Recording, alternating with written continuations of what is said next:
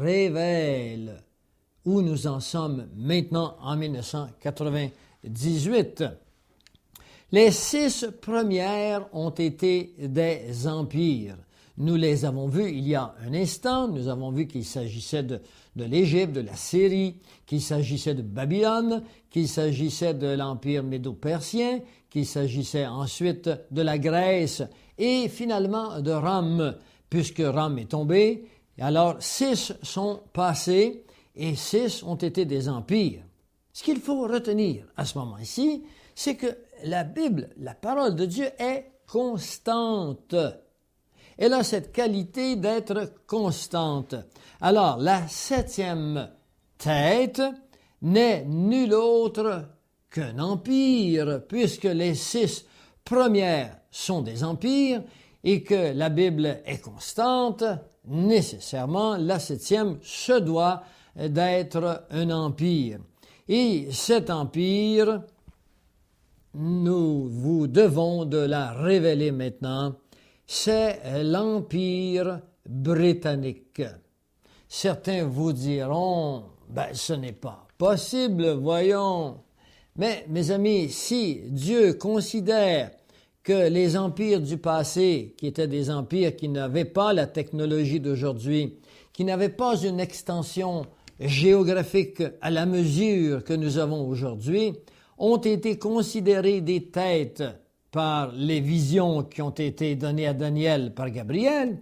Mais dites-moi pourquoi un empire aussi extraordinaire que l'Empire britannique ne peut être compté comme une tête, c'est-à-dire la 7e tête. Pour vous convaincre de cela, je voudrais partager avec vous quelques faits historiques sur l'Empire britannique. Et vous comprendrez avec moi l'importance de l'Empire britannique dans l'histoire mondiale jusqu'à nos jours. Non pas l'histoire historique depuis très longtemps, puisque l'Empire britannique n'est pas un empire qui existait du temps de Jésus dans les termes que nous connaissons aujourd'hui. Alors voici quelques faits importants. C'est en Grande-Bretagne, c'est sur l'Empire britannique que prit place la révolution industrielle du XVIIe siècle. Mais c'est très important, c'est à partir de ce moment que les hommes commencent à passer de la production à l'unité vers la production industrielle, la répétition, par l'arrivée de la machine. Et ceci a changé le monde entier avec l'arrivée de la révolution industrielle qui commence en Angleterre. C'est là également que prit naissance le Vatican des banques mondiales. Dans une production, dans une étude postérieure à celle-ci, nous vous parlerons des systèmes bancaires. Nous vous montrerons la tricherie et la fraude qu'il y a mondialement dans les systèmes bancaires. Mais ce que nous voulons vous mettre en évidence maintenant, c'est le fait que c'est en Angleterre que commence le système bancaire avec lesquels des hommes habiles, rusés, des hommes sans foi, bien sûr, et sans loi, s'empareront du monde entier. Au moment où nous sommes, où nous vous parlons maintenant, déjà les peuples ne possèdent plus rien, sinon l'impression de posséder des choses, mais ces choses sont déjà passées du côté des grands créditeurs qu'on appelle les banquiers internationaux. Souvenons-nous que dès 1694, le roi William III d'Angleterre remet le pouvoir de monnayer, de fabriquer de l'argent à l'entreprise privée, un homme du nom de William Peterson avec un groupe, et c'est à partir de ce moment-là que ces hommes s'empareront par des crédits des biens d'une nation et qu'ils soumettront les nations dans une sorte d'esclavage par l'arrivée d'un système financier dont les mathématiques ne sont indignes de la connaissance mathématique que nous avons aujourd'hui. Nous vous parlerons de ces choses dans une production ultérieure à celle-ci. C'est en 1799 que l'Empire britannique couvrait la plus grande partie de notre planète. En 1799, l'Empire britannique couvre le quart des habitants de la planète. Et plus que cela, elle couvre le quart de sa population. C'est-à-dire que son empire s'étend géographiquement au quart de la population, de la planète, et elle a juridiction sur le quart de la population. Il n'a jamais existé dans le passé un empire qui eut autant de pouvoir. Et pourtant, cela est fait par l'Empire britannique. C'est de ce lion, l'Empire britannique, que naîtra le lionceau le plus puissant au monde, c'est-à-dire les États-Unis d'Amérique, et aussi le Canada, la Nouvelle-Zélande et l'Australie. Ce n'est pas rien que de dire que de ce lion naîtrait un lionceau de grande envergure qui, par son système monétaire, politique, par la technologie, envahirait le monde entier et deviendrait le pays le plus convoité, le pays qui posséderait le plus de puissance sur la planète de la fin des temps. Et également, le monde entier sera sous le contrôle de l'Empire britannique depuis 1815 jusqu'environ vers 1914 où la chute de l'Empire britannique commencera à se faire. Comment cela? Eh bien, il faut retourner jusqu'à Waterloo, se souvenir qu'en 1815, Napoléon Ier termine ses exploits, en finit avec, bien sûr, son désir de devenir le grand maître du monde, mais en 1815, par la chute de Napoléon à Waterloo, ce dernier remettra par le fait même le monde entier à l'Empire britannique, le monde qui est connu à ce moment-là.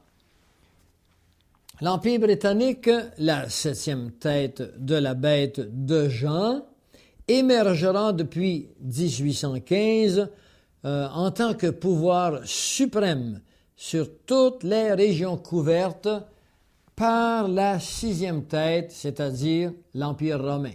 L'Empire romain avait déjà étendu sa juridiction, ses lois, son mode de vie sur tous les pays qui étaient autour de la Méditerranée. On peut comprendre qu'à cette époque-là, la Méditerranée et les pays qui étaient autour étaient sous l'Empire romain, dû au fait qu'à cause de la mer, le transport était rendu possible.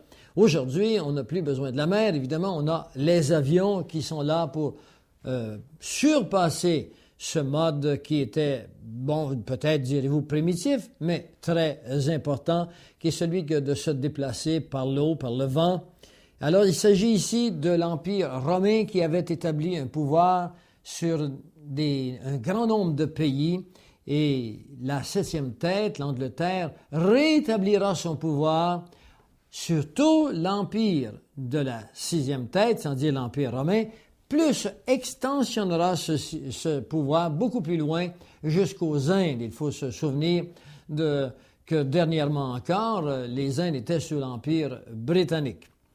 Et Apocalypse 13, le verset 3 nous dit « Et je vis l'une de ces têtes comme blessée à mort. » Alors voilà le verset par excellence qui a amené nombre de théologiens à croire qu'ici nous faisions face à la mort d'un homme, d'une seule personne. Et je vis l'une de ses têtes comme blessée à mort. Mais sa blessure mortelle, nous dit-il, fut guérie, et toute la terre était dans l'admiration derrière la bête.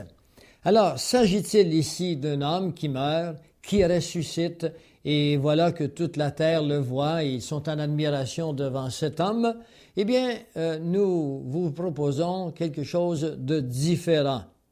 Dû au fait que les têtes étaient des empires, et que la 7e empire, nous vous avons montré qu'il s'agissait de l'Empire britannique, l'Empire britannique devait tomber, et nous vous expliquons comment elle tombera, et elle fut comme mise à mort, et nous verrons qu'elle reviendra. les banquiers internationaux qui étaient derrière tout cet arrangement international avaient planifié les 2 guerres mondiales. Ils avaient supporté l'ascension au pouvoir d'un homme que vous connaissez bien, du nom de Adolf Hitler. Mais ils n'avaient pas prévu que cet homme irait aussi loin que la destruction de l'Empire britannique. Nous nous souvenons qu'un des savants de l'Empire germanique de l'époque, qui s'appelait Von Braun, créera les V2 qui se rendront sur l'Angleterre, qui menaceront cette dernière et qui viendront mettre fin par la Première et Deuxième Guerre mondiale. Sa haine contre les Juifs, qu'il croyait responsables du mal économique, Hitler croyait vraiment que les Juifs étaient responsables du mal économique qu'il y avait dans le monde à cette époque-là. Et ça, c'était dû au fait qu'une poignée de Juifs, effectivement, contrôlait les banques internationales européennes autant qu'américaines. Il faut se souvenir que l'empire financier, l'empire des banques était aux mains de quelques Juifs qu'on appelait les Rothschild et les Rockefeller à l'époque. Il amena Adolf Hitler à croire que tous les Juifs étaient dans le coup, et ce ne fut pas le cas. Il y avait également des gentils, c'est-à-dire des personnes autres que des Juifs qui étaient dans le coup. Alors, ce concept que les Juifs étaient responsables du mal qu'il y avait dans le monde fut renforcé par l'arrivée d'un document qui s'appelait, à l'époque, et qui s'appelle encore aujourd'hui, que vous pouvez vous procurer, le Protocole des Sages de Sion. Alors, ce document voulait démontrer que les Juifs voulaient dominer le monde. C'était un document qui, bien sûr, était monté de toutes pièces afin d'attirer la haine contre le peuple juif. Ce document était une stratégie des sociétés secrètes qui s'appelait et qui s'appelle encore les Illuminati et la franc-maçonnerie internationale. Et ce document était presque identique au protocole des Illuminati du 18e siècle. Dans un groupe de 4 cassettes qui s'appelle Ordo Ab Chao, nous vous expliquons avec passablement de détails ce que sont ces sociétés secrètes. Nous vous invitons à vous les procurer parce que sans la connaissance des sociétés secrètes, il nous est très difficile de croire que les hommes ou des hommes peuvent inventer de telles machinations. Il nous est difficile à comprendre comment, lorsqu'on se rencontre entre membres de pays étrangers, il peut se dégager entre nous autant d'amitié et que sur des champs de bataille, il peut y avoir autant de haine au nom d'un thème quelconque. La connaissance des sociétés secrètes vous révélera que tout cela n'est que des coups montés par l'intermédiaire des médias d'information qui sont bien sûr contrôlés par les sociétés secrètes. Alors ces hommes qu'on appelle des internationalistes ou des globalistes qui avaient créé la Première Guerre mondiale, la Deuxième Guerre mondiale, venaient de créer une grande épée qui mit à mort la 7e tête de la bête. C'est avec la fin de la Deuxième Guerre mondiale que l'Empire britannique cesse d'exister. Les banquiers internationaux n'avaient vraiment aucune allégeance avec l'Angleterre en tant que pays. Ils y demeuraient, bien sûr, mais ils n'avaient pas vraiment d'allégeance en tant que pays. Ils étaient des internationalistes, ils étaient chez eux partout, puisqu'ils possédaient les biens du monde entier, dû au fait qu'ils possédaient les banques. Mais ils se servirent de l'Angleterre pour arriver à leur objectif, c'est-à-dire un empire mondial global. La 7e tête fut donc mise à mort par l'épée de la guerre, et cette épée de la guerre était le fruit de leur propre création. Maintenant, je vais vous poser la question suivante. Comment, au chapitre 13 d'Apocalypse, peut-on parler de 7 têtes, dont la 7e est mise à mort? Alors qu'au chapitre 17 d'Apocalypse, on parle de la 7e tête en tant que tête ressuscitée, comme étant un 8e roi. Pourquoi l'Esprit Saint qui inspire toute Écriture n'a-t-il pas dit « Je regardai et je vis la 7e tête revenir à la vie ». Ce serait beaucoup plus facile de dire « Je regardai et je vis la 7e tête qui était décédée, qui était blessée à mort, revenir à la vie ». Non, elle nous dit plutôt que la 7e tête est ressuscitée comme étant un 8e roi. On passe du chiffre 7 à 8. Alors pourquoi dit-il la bête qui était est elle-même un 8e roi et elle, c'est-à-dire la bête, elle est du nombre des 7. Comment peut-elle être du nombre des 7, être un 8e et ne pas être nulle part dans les 7 ou en même temps être toutes les 7? Bon, il n'y a qu'une réponse à cela. Alors la voici, lorsque la blessure fatale de la 7e tête est guérie, elle revient, mais elle revient sous une autre forme. Elle est un transformeur. La totalité des 7 têtes et les 10 cornes se retrouvent dans une seule tête, c'est-à-dire la 8e, pour former un empire mondial global. Cette 8e tête, nous l'avons vu, c'est celle de Daniel 7, le verset 8, c'est la petite corne, celle qui est différente des autres, et celle-là qui a plus d'apparence que les autres, celle-là qui règne sur les 7 têtes, qui sont les 7 empires du passé, et qui régnera également sur les 10 cornes. Dans Daniel 7.3, il nous est bien dit « Et 4 grands animaux sortirent de la mer, différents l'un de l'autre. » Alors, cet empire, c'est-à-dire ce 4e animal, sera sous la domination de cette petite corne. Daniel 7.8 nous dit « Je considérai les cornes, et la voici, une autre petite corne sortie du milieu d'elle. Et 3 des premières cornes furent arrachées devant cette corne. Et voici, elle avait des yeux d'homme et une bouche, et elle parlait avec arrogance. » Il s'agit donc ici de l'Antéchrist lui-même qui sort des 7 cornes et puis qui est lui-même une 8e corne, plus la petite corne, c'est-à-dire qu'il est différent des autres. Et il sera détruit, il va à sa destruction. Il faut aller dans Apocalypse 17, le verset 11. Et la bête qui était et qui n'est plus est elle-même un 8e roi. Et elle est du nombre des 7, c'est ce que nous venons de dire, et elle va à la perdition. Alors, il ne faut pas craindre que ces empires, et spécialement la 4e bête, qui opère en présence des 3 premières, il ne faut pas craindre qu'elle va régner très longtemps sur la planète Terre. La parole est claire et nette ici. Elle va à la perdition.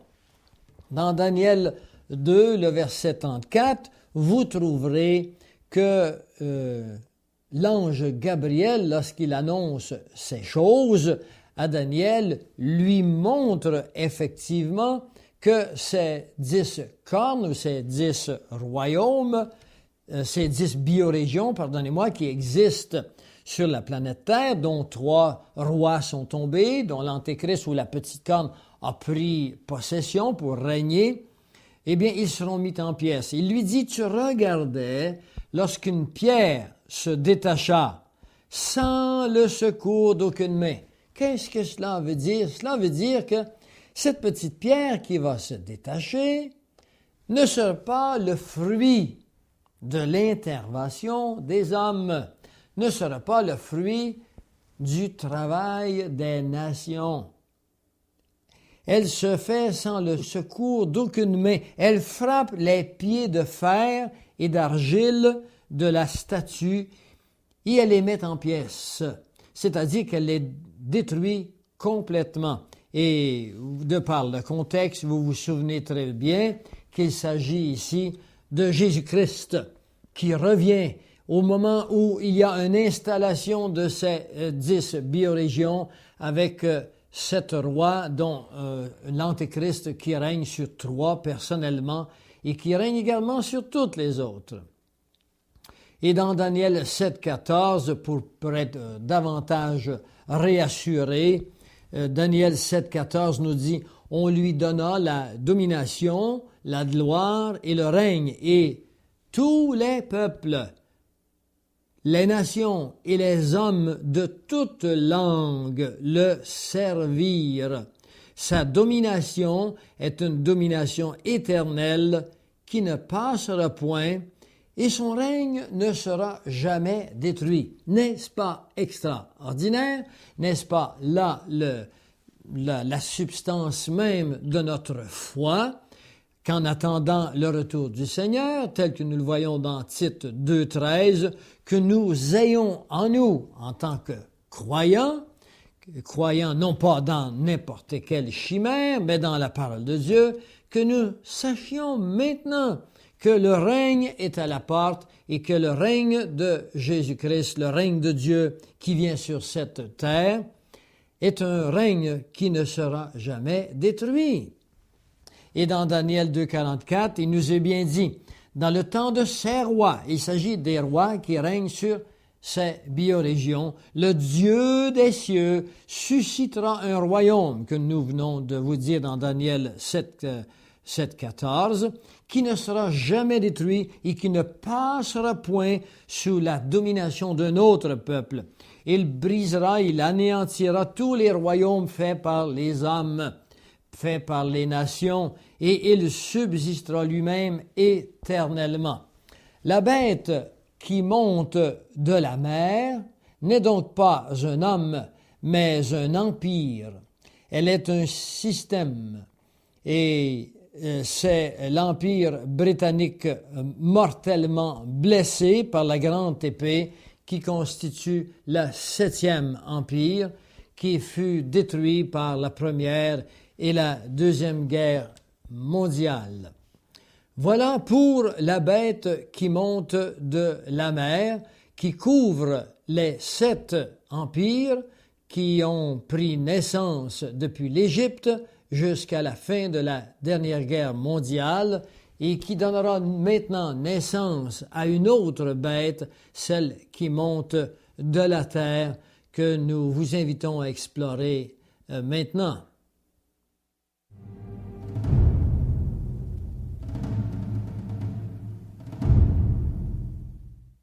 Nous vous invitons maintenant à terminer avec nous cette deuxième bête, celle qui monte de la terre, gardant à l'esprit, gardant en mémoire les notions que nous avons vues avec la première bête.